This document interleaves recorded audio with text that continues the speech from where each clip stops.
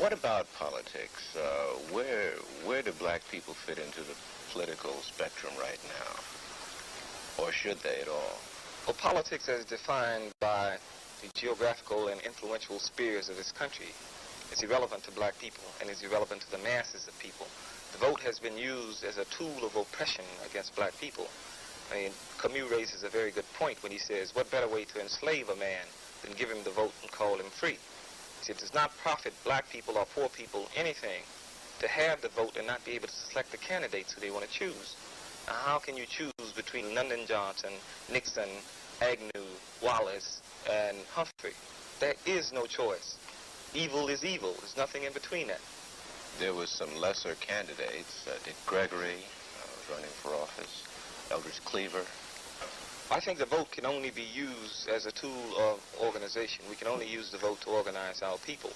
Now, to really believe that we can put someone in office and that these people would be responsive to our needs is naive, politically naive. Because even if one of the black candidates who ran for office was to take the office of president, then black people must be prepared to fight against that person. Why? Because, you see, the system mandates the action of the individual. The individual does not determine how this country will function. This country works off the military-industrial complex, which means that it's profitable to wage war. And unless you devise another plan, another scheme to sustain, to boost this economy, then it's going to be necessary to wage war, whether, a black individual is in office or a white individual is in office. Well, so we're talking about a complete a change in system.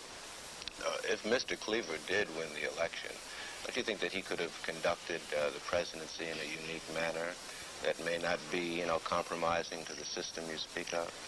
No, because, as I said, the system dictates the response of individuals. See, individuals do not influence, politically, economically, or socially. I see. The attitudes or functioning of the system.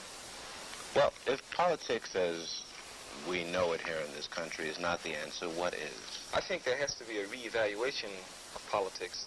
Now, there are definitions of politics that are relevant to black people. Chairman Mao says that politics is war without bloodshed, and war is an extension of politics. I think black people have to begin to address themselves to the politics of revolution, because we are caught up in revolutionary struggle, whether we want to believe it or whether we want to be or not.